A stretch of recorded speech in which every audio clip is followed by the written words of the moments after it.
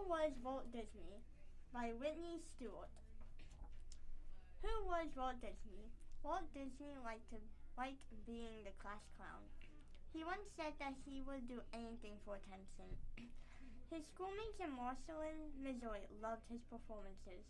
Once he caught a field mouse and made a leash for it out of string. He waltzed into class and paraded his new pet around the room.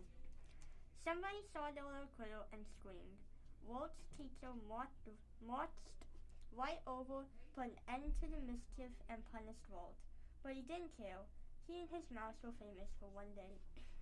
Walt Disney didn't know it then, but one day another mouse, one named Mickey, would make him famous all over the world. Chapter 1. The Farm. On December 5th, 1901, Walter Elias Disney was born in an upstairs bedroom of a two-story cottage on North Trip Avenue in Chicago. Walt's father, Elias, had built the house himself. Walt's mother, Flora, was trained as a teacher, but she gave up her career to raise her 5 children.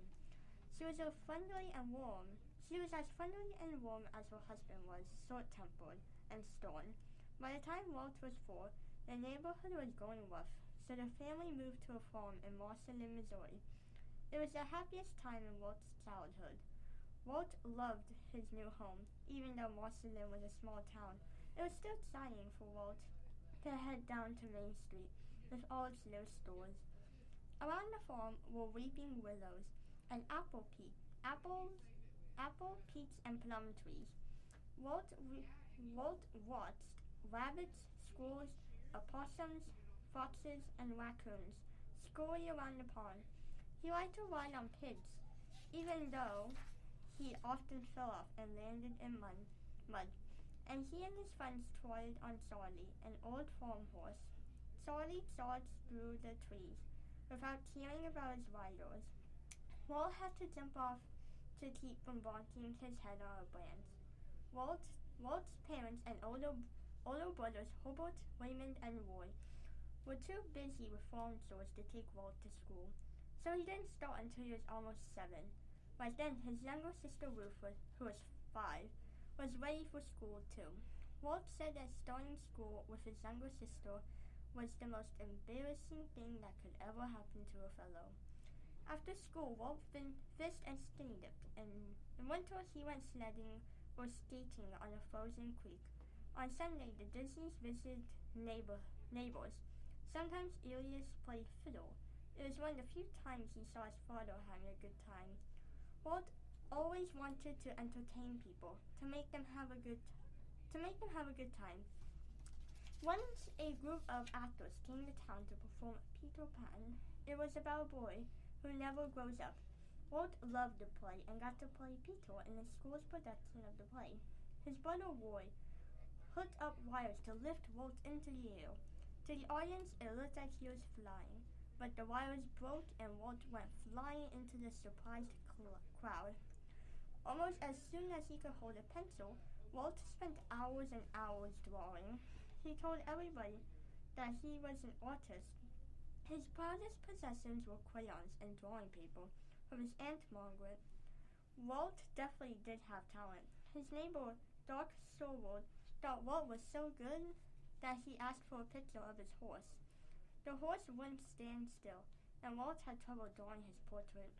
But Doc Sorwood and his wife praised the picture. It made Walt very proud. Even drawing could get Walt into trouble. One day he discovered a barrel of black tar. It was as soft as paint. He and Ruth dipped big sticks into the tar and drew pictures all over the side of their White House. Their parents were not at all happy when they saw the artwork. The tar wouldn't come off.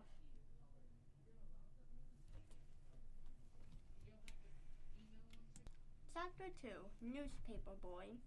Farm life was fun for Walt, but hard for his father. Elias couldn't seem to grow good crops.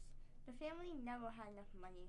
Worrying made his father's temper worse, so Walt avoided him as much as possible. He was much closer to his gentle, smiling mother.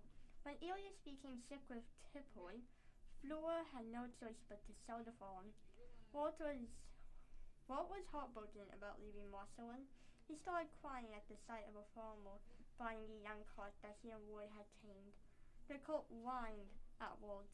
He ran after him and hugged him, and the farmer led the colt away. The Disney's next move was to Kansas City. Elias ran a newspaper route for the Kansas City Times. Walt had to pitch in too. He started delivering papers at 9 years old. He had to get up every morning before sunrise. Sometimes he was so tired that he curled up in a doorway and fell asleep. When he awoke, he ran to finish his paper route and get to school. In class, Walt had a hard time paying attention. One teacher called him the second dumbest in her class. He often daydreamed or thought of ways to make his classmates laugh. He liked to draw funny characters on a blackboard, or he'd draw an animal in the corner of the pages in his textbook. When he flipped the pages, the animal appeared to move. These were his first cartoons. Walt admired Abraham Lincoln, so one day he made a stovepipe that had out of cardboard. He put a fake wart on his cheek so he would look like Lincoln. Then he recited the Jet Seaward address for his class. The teacher loved Walt's act. She asked him to perform it for the other classes. That was fine with Walt. He liked showing off. Walt's best friend was also named Walt. He liked to perform too. The two Walts dressed up like the film comedian Charlie Chaplin and his enemy, the Count. They tried out their act in talent contests. One time, they won a prize of 25 cents each. Walt's artistic talent earned him free haircuts from the local barber. Neighbors started going to the barber shop just to see Walt's newest pictures on the wall. Walt loved his little bit of fame. At 15, Walt got to see more of the country. He had a summer job working on a train that traveled between Kansas City, Missouri, and Spiro, Oklahoma. He walked up the aisles selling newspapers, candy, and soda, and sang with people. Sometimes the engineer let him ride in the coal car. For Walt, that was heaven. All his life he loved trains.